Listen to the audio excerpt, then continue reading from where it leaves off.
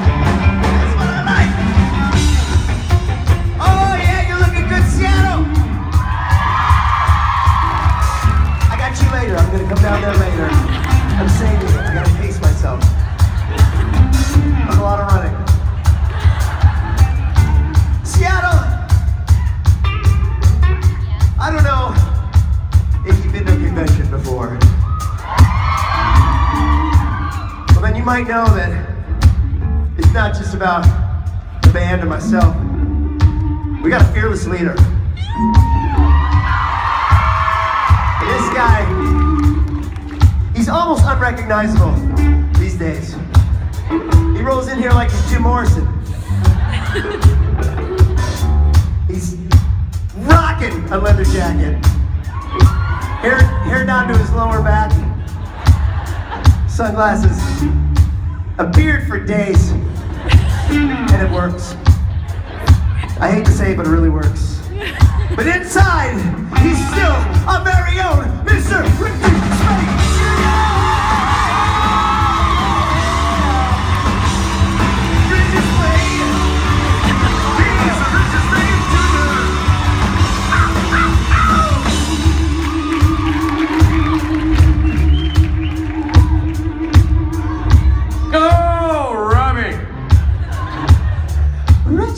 Oh, Seattle.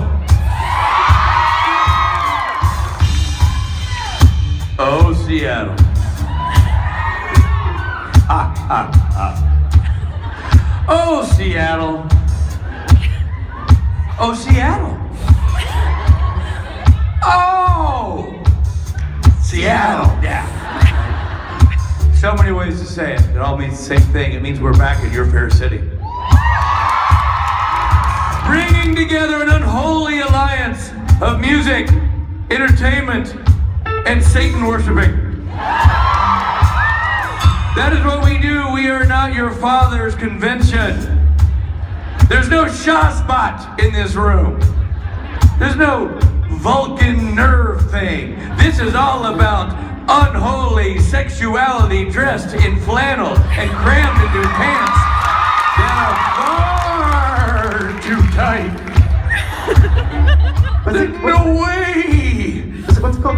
A Vulcan nerve thing? I don't know, buddy. And I don't care. Yeah.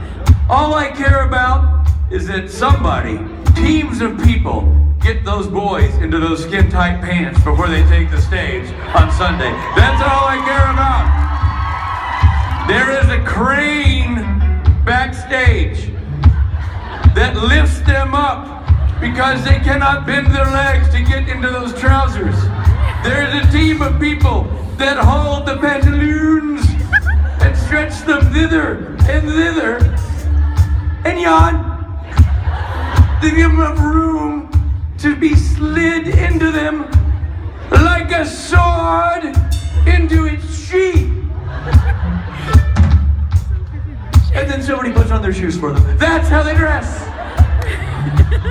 That is what this is all about. It takes a village. It takes a village, a hot, sexy, horny village. It's dirty. God, I love that village. Oh, Robbie, it's just me, or you turned on by the village? I'm turned on by a village. I know, you used to always tell me how much you love the village people, and now I get it. It's true story.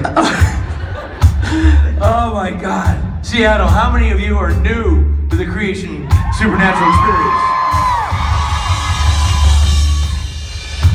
That's a lot of you. I like it. I like it a lot, Robbie. I like it too, Rich. I like fresh faces. I like new, what I like to call parishioners. Yes. I don't know if any of you were in Las Vegas, Nevada. The site of our most recent Supernatural convention. But at that event, sprung from the grounds of the sands of dead gangsters, came an idea. And it swarmed across the band like a fungus. And it inhabited our beings, and there was no way we could say no. I have been called. I have been touched. I have paid people to let me touch them. There's a lot of touching going on, and some of it is spiritual. Well, very little, but a little, just a scotch of it is spiritual. And in Las Vegas, Nevada, I was touched from on high and from down low. It was a sandwich touching, and it felt right, and it felt dirty and good, and it made me realize that I'm not just a hackneyed C-level actor hosting conventions for a show a lot of people don't know about. That's not just all I do, Robbie. No? No.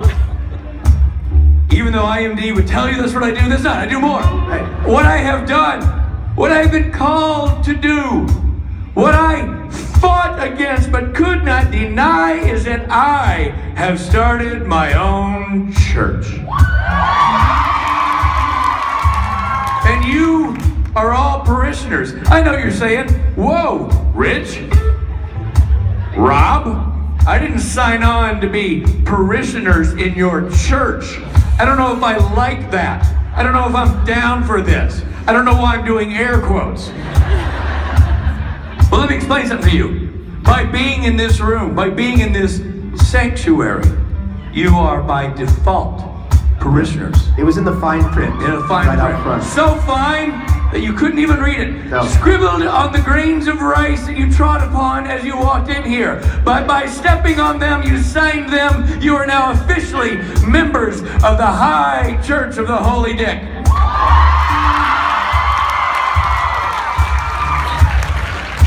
That's right. You are. Right there. I feel you, brother or sister. I can't see out these glasses. But whoever said that, I agree. Robbie's a member. Robbie leads the choir over there. Thanks. We're working on robe designs, and I know you're thinking, Richard, how can we be full-fledged members of the High Church of the Holy Dick? How can that be? We haven't been baptized.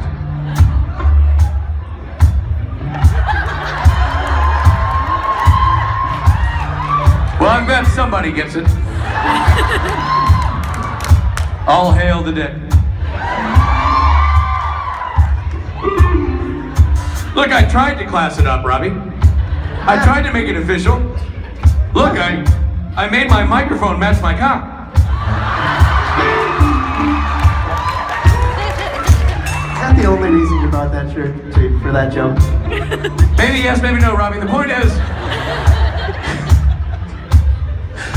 you know what? I love your disdain that you say, the old Red Rooster bit. Dusting off that filthy classic. Hey, listen, when Sebastian's not here, we have to be dirtier than usual. That's true. Somebody's got to offend people. If Gary and Adam don't get some angry letters after each con, Robbie and I feel like we haven't done our job. We're here to push envelopes. If you want a hand-holding hug fest that's fit for children, go to a Vampire Diaries show. This is supernatural. This is a supernatural show in which we embrace all things dirty and wrong. This is a supernatural show in which we encourage you to develop false relationships with actors who don't actually know you exist.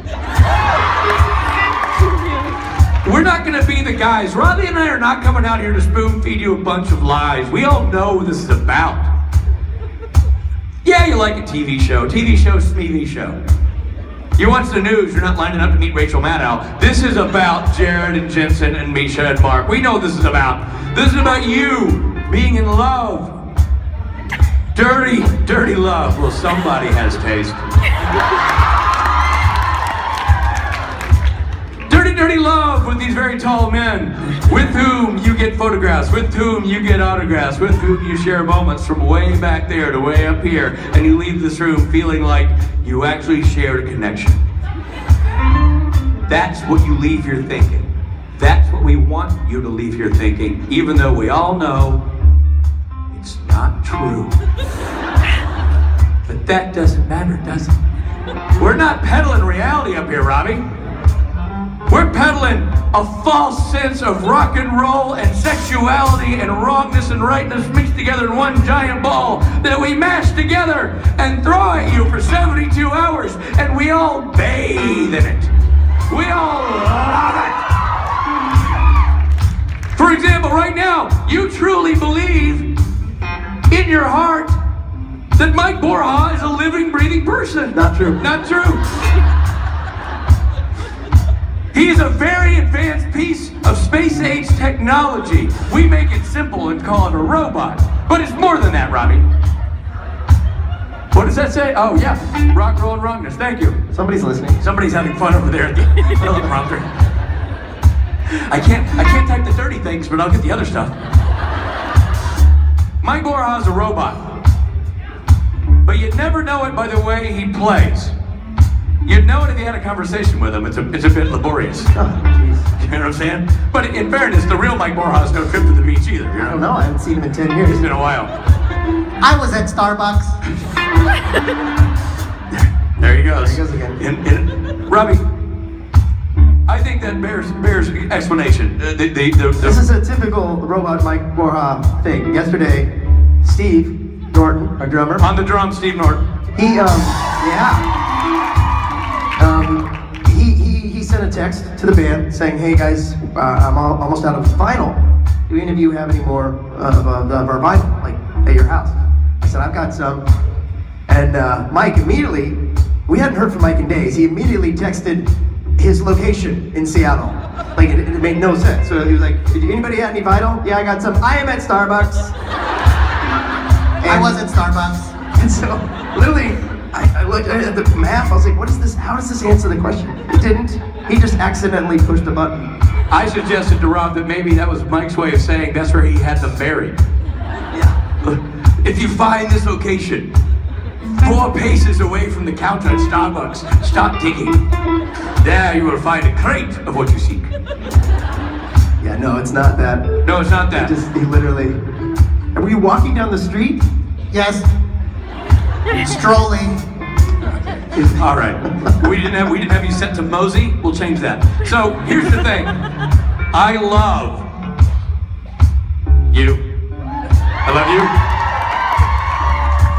And I love you because, not because the contract says that I have to come out here and love you. There's no lawyer that would put that in my clause. Oh, by the way, my client will go out and love people for 30 minutes each morning. No, not true. I mean, shit, I will, but my point is, I love you for the same reason why Robbie loves you and the band loves you, and that's because you are the sanctified, chosen, committed Friday people. You are Friday people. I know that we're supposed to think that we live in a world where all men and women are created equal. They are not. Friday people are better. I said it. I stand behind it. Why? Well, because they're committed, Robbie. They come to the whole show. They show up. Robbie's here. Robot Mike's here. Even Robot Mike is here. Yeah, we unplugged him and rolled him on the stage. Fully charged. Well, half charged. 80%. All I have to do is ask Robot Mike, he'll tell us. We want you here because the show, I feel like if you haven't done a full 3-day Supernatural convention, you haven't actually attended a Supernatural convention. If you missed Friday, well, hell, you missed the whole bit. Yeah. You're only seeing 2/3 or a third of a Supernatural convention, and that's not what it's all about. It's about a whole thing. We build this thing to roll for 72 hours. That's how it's built to exist, Robbie. Yeah, we built this city. We built this city. We built it on hair product and flannel. So we love you and appreciate you for being here, being Friday people. Because we're Friday people, you're Friday people, we're all Friday people. We all get it. We all have a secret handshake that nobody else knows about. We haven't developed that handshake, but when we do, we'll tell you. And here's the thing. Then when people show up on Saturday, you can say, oh, you missed so much yesterday. Ooh, you should have been here. And then the Saturday people look at Sunday people and go, well, I mean, we missed Friday, but I mean, we're Saturday with something. Sunday people practically don't even hear. Oh. It's like a drive-by conning. It's like, reach by and see the tall guy, like, hey. It's like they're making a cameo at the event. This is a 3-day thing. You're in for the long haul. We love the fact that you have put aside things like family and work and school to be here with us. We love the fact that you'll be here this afternoon. You'll be here tonight at karaoke. You'll be here tomorrow. And you'll be here tomorrow night for the Loud and Swaying Saturday Night Special. You know what's good for you, will be? Because that is something else. You got somewhere to be, Rich? I'm just trying to figure out what, how long we've been milking this bit. No. We got R&R to do. We got a bunch of stuff to do, but what I'm loving is the fact that we have, back in the early days, Robbie, you'll remember, Fridays, 8 people, hanging out, reading the newspaper. That's right. Mainly cleaning up the joint, mostly employees of the hotel. They just worked at the hotel, yeah. Now, look at this. Look at yourself, Friday people. You showed up. You showed up to get this party started. We're going to give you a party, and that's what we're going to do. Are you ready to do this, Friday people?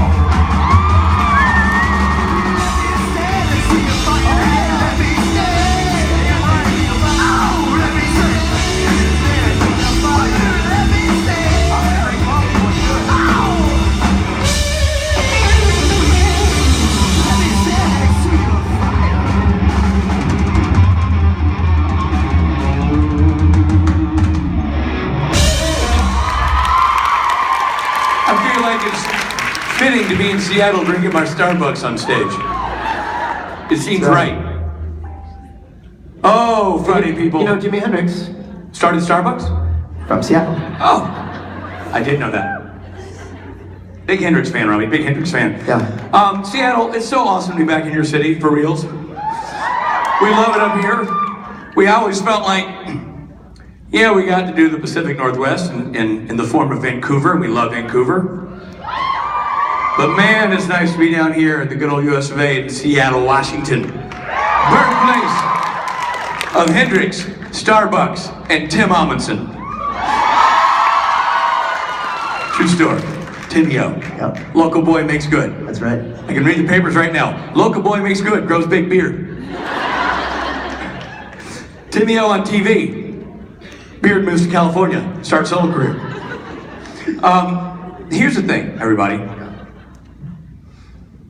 It would be great if Robbie and I could just come out here, introduce acts, and leave, and just assume that the health and welfare of the individuals would take care of itself. Sadly, that's not how it rolls, because left to your own devices, you people will go pell-mell and Lord of the Flies and eat each other raw. And so, we don't want the blood and gore of a free society taking over this room, Robbie.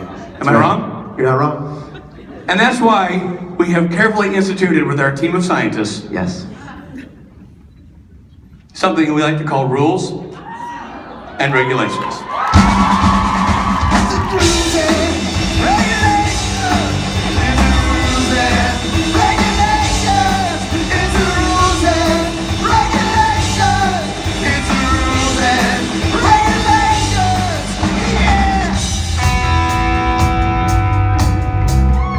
I can only imagine that when Kurt Cobain wrote this song all these many years ago, he hoped that one day somebody would hijack it and turn it into some sort of fan convention way of explaining the rules and regulations. He was big on rules and regulations. He loved rules and regulations. Here is rule 1. You got a seat in your ass and it shall meet in your ticket. There it's got a number and a letter. You're gonna sit in the seat you paid for. At least you better, you better, you better, you better, yeah, you better, you better, you better. It's the rules and regulations. It's the rules and regulations. Yeah.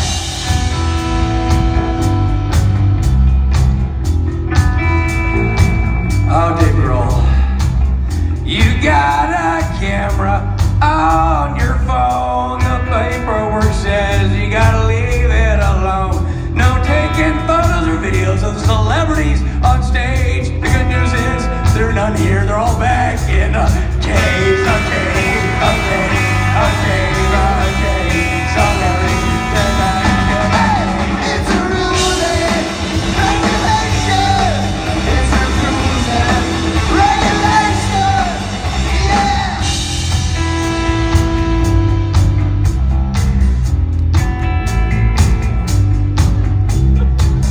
We want you to film everything when people talk and when they say you make it pretty, make it look fine, go home and post it all online, online, online, online, online, online, online, online. It's the rules and regulations. It's the rules and regulations. Yeah.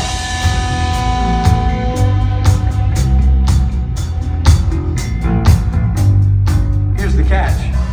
You can't take photos in the photo op room. If you do, Chris Melky will make you go boom. He'll smack that phone right out of your hand and stomp into smithereens when it lands, it lands, it lands, it lands. Those are the rules, those are the regulations. Let it know. It's the rules and regulations. It's the rules and regulations. It's the rules and, it's the rules and, it's the rules and, it's the rules and regulations.